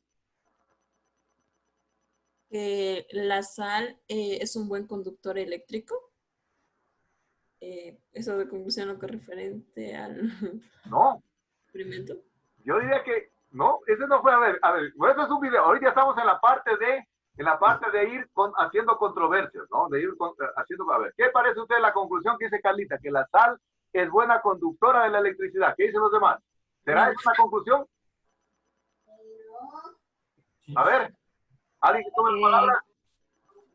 Que la sal junto con el agua son conductores eléctricos. Pero vamos a la primera conclusión entonces, que la sal es mala conductora de la electricidad. Primera conclusión, ¿no es cierto? Primera conclusión, la sal por sí sola es mala conductora de la electricidad. Primera conclusión. Les hago una pregunta, a ver, y no sé si ya creo saben ustedes utilizar esto de la... A ver, pongan con una manito los que sabían aquello. Los sabían de que la sal es mala conductora de la electricidad. A ver, si pueden poner una manito ahí en el chat para ver realmente, o no sé, alguien tome la palabra y diga, yo sí sabía. A ver, ¿sabían que la sal era mala conductora de la electricidad? ¿Quién sabía? A ver. Yo. ¿Cristian? Yo sí sabía. ¿Usted sabía, Cristian? Sí. Ya, usted sabía que la sal era mala conductora. Todos llegamos a saber con el experimento, ¿no es cierto? El experimento es en base al resultado. Es decir, yo únicamente puedo decir que la sal es mala conductora de la electricidad respaldada en el resultado que hizo el señor. ¿Qué hizo? Puso el catión que estaba ahí, ese electrodo que tenía, y el bombillo no se prendió. Hizo el experimento. Entonces, primera conclusión, la sal solita es mala conductora de la electricidad. Entonces, ¿alguien más que quiere decir otra conclusión? A ver. A ver. Entonces también sería el resultado fallido que el agua no es mala conductora de la electricidad. Muy bien, el agua solita, ¿no es cierto? Es mala conductora de la electricidad. El agua sola es mala conductora de la electricidad. Segunda conclusión que sacamos en base al experimento, en base a los resultados. Entonces, la primera conclusión, la sal por sí sola, mala conductora de electricidad. El agua por sí sola, mala conductora de electricidad. ¿Cómo sale eso? No sale de mi imaginación, no sale de mi elocuración, no sale de mi sentido común, sale fundamentado en el resultado. ¿Qué hizo en el video? El señor cogió el electrodo, lo puso en la sal y el bombillo no se encendió. Significa entonces que ya tenemos una segunda conclusión. ¿Cuál será la tercera conclusión? La tercera conclusión podría ser que el agua junto con la sal son un gran conductor eléctrico. Muy bien. La tercera conclusión diremos entonces que el agua combinada con la sal es una muy buena conductora de la electricidad. Fíjense. Pero ¿cómo surge aquello? Producto del experimento. Es decir, el señor mezcló en un vaso con agua, sal, común y corriente, ¿no? Y luego introdujo el electrodo y el bombillo se prendió. En el momento que el bombillo se enciende, es el experimento. Es lo que nosotros realmente hacemos a nivel de campo, a nivel de laboratorio, pero con la diferencia que nos demora mucho más tiempo. El video es ilustrativo. El video, como dijo Yesenia, es muy didáctico. Tercera conclusión que hemos sacado. ¿Podríamos tal vez sacar otra conclusión? ¿Podríamos sacar otra conclusión? ¿Qué dicen ustedes? ¿Podríamos sacar tal vez otra conclusión? Y las conclusiones ya están basadas en los resultados obtenidos. ¿No es cierto? Las tres conclusiones son determinantes, son lapidarias, son tajantes. Y esas se obtienen solo de los resultados. Entonces, aquí deberíamos realmente sacar al limpio aquello. Estimadísima señorita, señor, no se afane, no se angustie en poner un excesivo número de conclusiones en su tesis. Limítense a ponerlas en función de sus resultados. Si tienen dos objetivos, en función de sus dos objetivos, los resultados de los dos objetivos. No hay para qué poner más, ¿no es cierto? Pero saquemos en cambio, entonces, esas serían las conclusiones del experimento del video, ¿no es cierto? Y pasamos a una cuarta parte de este video foro que estamos haciendo de carácter virtual. Vamos entonces a un cuarto momento y quisiera en cambio que saquemos conclusiones de carácter general que nos deja el análisis de este video. Entonces puede ser en ese mismo orden. A ver, ¿qué lección aprendida nos deja el video foro de forma general? A ver. Bueno, de mi parte considero que siempre se tiene que considerar que una hipótesis tiene que llevarse a hacer una experimentación para obtener un resultado verídico que concuerde o certifique que nuestra investigación es correcta. Bueno, eso sería por una parte. Otra diría que la investigación se realiza por experimentos que en sí sean, como ya les mencioné, sean flexibles al momento de realizarlo. Perfecto. Muy bien. Después vamos a sacar unas cosas limpias. ¿Alguien más? Otra conclusión general del experimento del video. Sabiendo en general ya qué conclusiones nos deja este video. Recuerden que estamos en el video foro del video, ¿sí? De carácter visual. ¿Tenga la voz alguien más?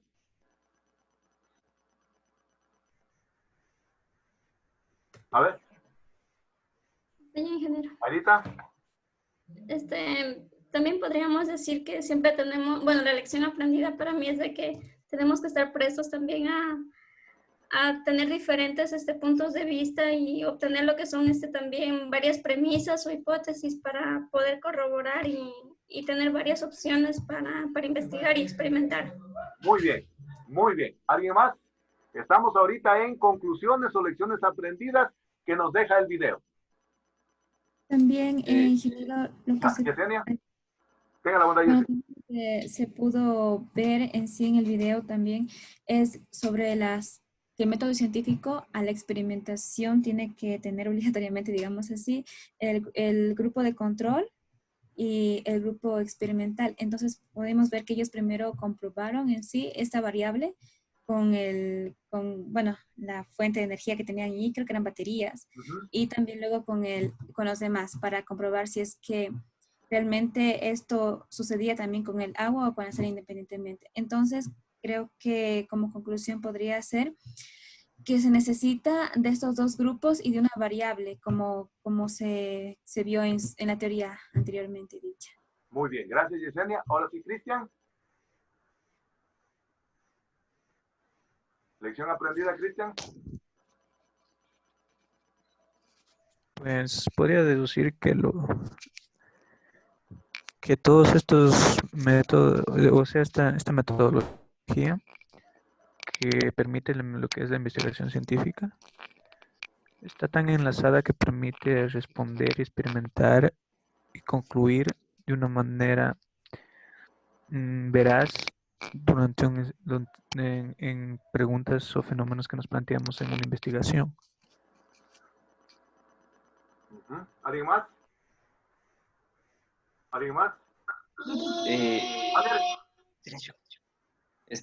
Otra conclusión podría ser, bueno, una lección aprendida es que conforme se va avanzando en la investigación siempre pueden surgir más dudas y por ende hacer la investigación sea mucho más amplia o que generen nuevas investigaciones.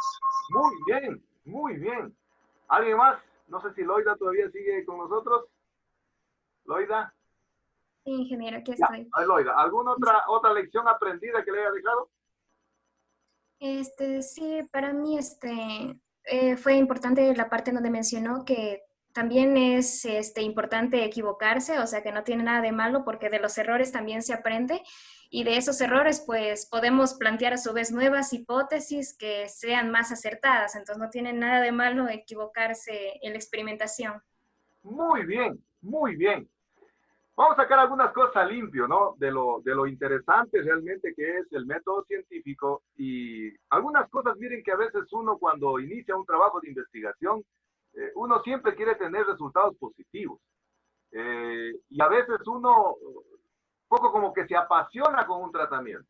Está probando, no sé, lo que ponían antes en clase como ejemplo, estoy probando hormonas para lograr inducir un proceso fisiológico en un vegetal, o estoy usando, no sé, fertilizantes para promover el crecimiento. A veces el investigador se apasiona con ese tratamiento, ¿no? Se apasiona con ese tratamiento y quiere hacer lo que ese tratamiento a como dé lugar gane. ¿Para qué? A veces para no quedar mal con él mismo o tal vez con los pares académicos. Y resulta ser que en la investigación, yo creo que lo más importante, o sea, uno cuando más aprende es cuando comete errores.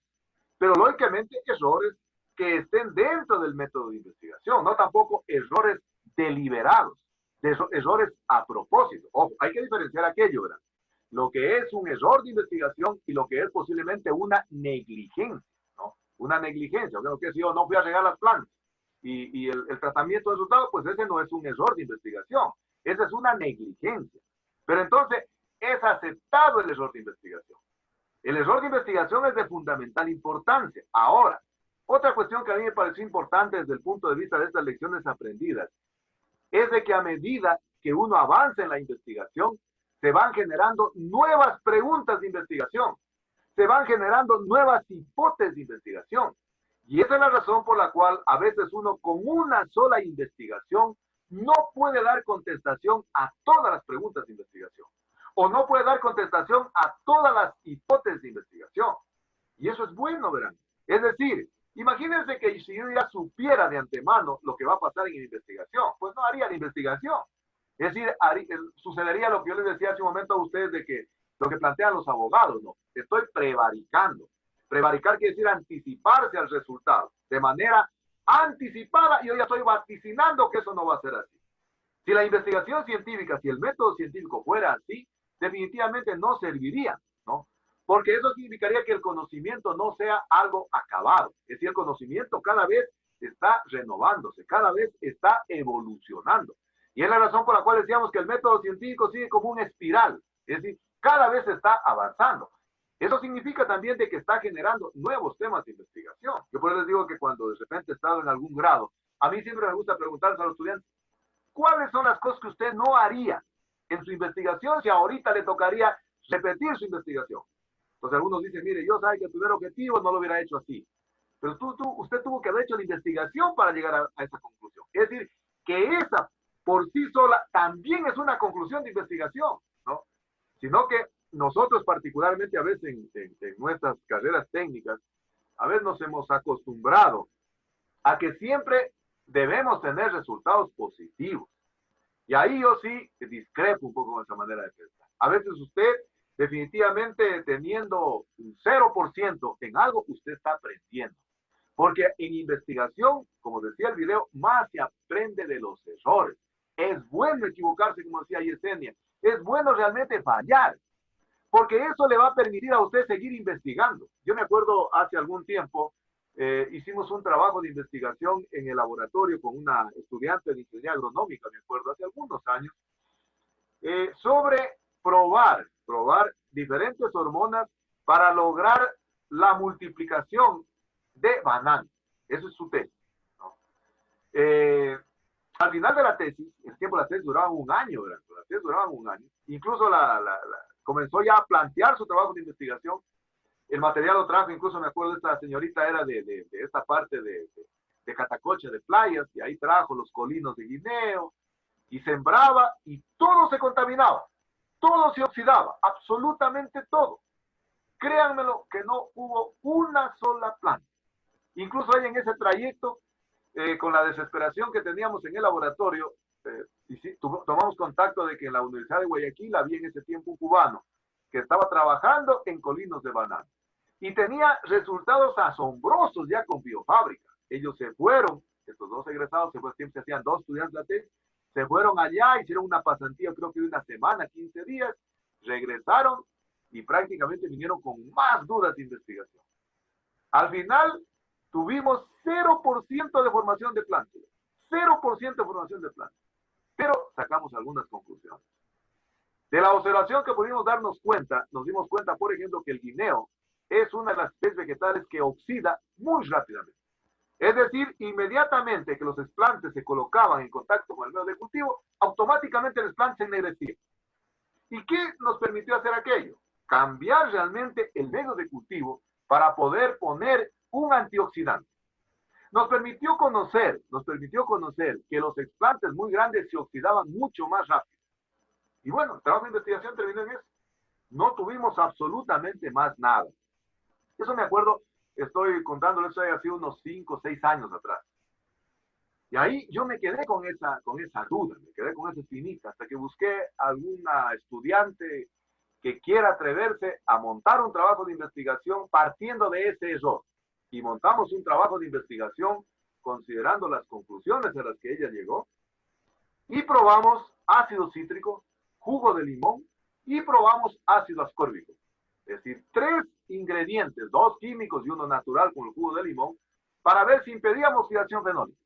Oiga, al final de la tesis, esta señorita fue llevando plántulas de guineo a su casa de la gran cantidad de guineo que producía. ¿Cómo realmente logramos obtener ese segundo resultado? En base al error en el que incurrió la primera investigadora. Es decir, para mi modesta manera de pensar, el investigador aprende mucho más cuando comete errores científicos, pero errores de investigación, no errores por negligencia. Es decir, cuando ha controlado absolutamente todas sus variables, cuando ha controlado el grupo de control, el grupo experimental, y definitivamente no encuentra diferencias significativas en su tratamiento. Mucha gente, cuando no encuentra diferencia estadística significativa en su tratamiento, se comienzan a afligir, comienzan a sufrir, comienzan a angustiarse, porque dicen, ¿qué me dirá mi par académico? Y ahí es cuando a veces el investigador, si no tiene la calidad ética y la calidad moral, comienza a falsear la información y comienza a producir un sesgo en la información. Y ese sesgo en la información, lejos de ayudar al avance de la investigación, lo retrasa, lo vuelve retrógrado. Imagínense estas chicas que les cuento del banano, los de la primera vez, incluso de Guayaquil trajeron fotos, ¿verdad?, que habían tomado de banano dentro del frasco. Y alguna vez me plantearon, y yo les contesté de un muy mal modo. Yo dije, si ponemos esas fotos, y dije, no, porque sería estar falseando a la verdad. En la investigación lo más importante es que deben primar los principios éticos y morales del investigador. El investigador no puede falsear la verdad. El investigador no puede maquillar sus resultados. El investigador no puede trastocar su información, porque está produciendo un sesgo científico. Está realmente haciendo un sesgo estadístico. Y ese sesgo estadístico nos retrasa la investigación. Nos retrasa el avance de la ciencia. Porque imagínense, por ejemplo, si esta señorita ya pongan las fotitos para ver, salimos del apuro, ¿no? Ya no hubiera habido para qué investigar. Porque posiblemente en la carrera de agronomía, no, si ustedes ya investigaron una vez y obtuvieron resultados fabulosos, ¿para qué van a investigar? Por eso yo siempre digo, para mi modesta manera de pensar, en base a esta pequeña experiencia que a veces se va ganando en investigación, para mí, la investigación es un arte. Porque el investigador va jugando con los tratamientos, va jugando con los grupos de control, va jugando con sus hipótesis, va jugando con sus preguntas de investigación. Y lógicamente digo que es un arte porque el investigador tiene 2 caminos fundamentales. Lógicamente planteando su trabajo de investigación en base a lo que plantea el método científico. Es decir, en base a los pasos que plantea el método científico. Le quedan 2 caminos. Tener información fidedigna, es decir, que le permita acertar. Y que dice, muy bien, señores, aplicando 1 kilogramo por planta, no sé, de NPK, permite el crecimiento, no sé, de medio metro por año del año. ¿No es cierto? Está acertando, está dando en el blanco, está dando en el clavo. Y a veces el investigador se siente muy contento, ¿no es cierto? Pero el segundo camino es cuando puede errar. Y dice que los 3 tratamientos que probó, incluido el testigo, no obtuvieron ningún resultado. ¿Qué significa? Que eso abre las puertas, la perspectiva, el espiral se sigue extendiendo para que un nuevo investigador pruebe otras concentraciones. Dice, muy bien, señora, usted probó 0, 1, 2, 3 kilogramos por planta. Probemos un poco más, ¿no es cierto? O probemos valores intermedios para ver qué pasa. Y entonces, de esa manera, se va construyendo la ciencia. Por eso es de que la investigación científica habla de la generación del conocimiento. El conocimiento hay que generarlo. Y generar va seguido de la palabra crear. El conocimiento tiene que ser creado. No podemos prevaricar. No podemos ampararnos en información, no sé, que tengamos, pero que no está respaldada de nuestros resultados. La investigación se respalda en mis resultados, en mis datos. Si ustedes revisan las tesis, no sé, de la década del 90, posiblemente hasta del 2000, ¿no? Van a ver que la mayor parte de las conclusiones de las tesis son generalizaciones a priori, que yo las pudiera hacer en este momento. Si se hace la poda en los árboles, se incrementa el diámetro y la altura. Oiga, eso lo puedes saber sin hacer la investigación. Pero las conclusiones están de esa manera. ¿Por qué? Porque a veces el investigador, nosotros nos angustiamos porque entre egresados conversamos, ¿cuántas hojas tienes de conclusión? Algunos yo tengo 10 hojas de conclusión, yo voy a ponerle 12. O después vino Mora, ¿cuántas conclusiones tiene? Yo tengo 10, voy a ponerle 15 conclusiones. Entonces, las conclusiones son premisas, ya saben lo que es una premisa. Son premisas que se desprenden de lo que los resultados he obtenido en mi experimento. Y es la razón por la cual les digo que para mí la investigación es un arte. Porque en ese arte el investigador puede acertar o puede errar. Y lógicamente va de la mano de la capacidad ética y de la capacidad moral que tenga el investigador. Imagínense, por ejemplo, si usted comunica en su tesis, ¿no?, o en su trabajo de investigación que está haciendo, de que su trabajo de investigación fue totalmente exitoso y que prácticamente todo funcionó a la perfección. No le deja un cabo suelto a un nuevo investigador. No le deja una puerta, una ventana a una nueva investigación. Usted prácticamente terminó con la investigación. Y la investigación no es esa. Es la razón por la cual a veces con un solo trabajo de investigación a nivel de grado no puede cumplir con todas las expectativas. Por eso yo siempre digo que a nivel de grado yo ni siquiera les digo que pongan recomendaciones, ¿verdad? Es a nivel de maestría y doctorado donde realmente usted puede tener premisas, conclusiones que sean contundentes, que permitan explicar un fenómeno. ¿Por qué? Porque las tesis a nivel doctoral, generalmente los doctorandos, ¿qué hacen? Repiten sus investigaciones. Repiten 1, 2, 3, 4, 5 veces hasta que logra estandarizarse el resultado. Y ahí sí usted puede hacer una generalización, puede hacer una premisa que pueda someterla a una inferencia mucho más general. Pero a veces yo con un trabajo, imagínense, de 4 meses, yo no me puedo aventurar a hacer una recomendación. Les contaba a ustedes de que antes de entrar a la clase me llamó un abogado, ¿verdad?, que había tomado contacto con mi número. Dice que tiene una plantación de caoba, Suetenia macrofila, en la provincia del Oro. Ustedes conocen que la caoba es la mejor madera del mundo. Dice que tiene más o menos sembradas alrededor de 10.000 plantas, ¿verdad? Tiene 10.000 plantas de caoba, ¿verdad? Tiene un fuerte capital ahí. Dice que en un año ha crecido 1,5 metros de altura. Entonces yo le decía, y dice, bueno, está preocupado porque se le están doblando las plantas, ¿no? Entonces yo le decía a él, mire, si usted hubiera establecido con un pequeño experimento, por ejemplo, que ha sido fertilizadas y no fertilizadas, ahorita nos podríamos dar cuenta que ese crecimiento vigoroso que están teniendo las plantas hubiera sido por efecto del fertilizante. O tal vez hubiera sido porque intrínsecamente, endógenamente, el suelo está muy cargado de fertilizantes, básicamente nitrogenados. Pero como no tenemos el diseño experimental, no podemos hacer ese tipo de generalización. Yo por eso que les digo que en los trabajos de investigación experimentales, el diseño experimental, el uso, en este caso, de tratamientos y repeticiones, le da cientificidad al trabajo de investigación.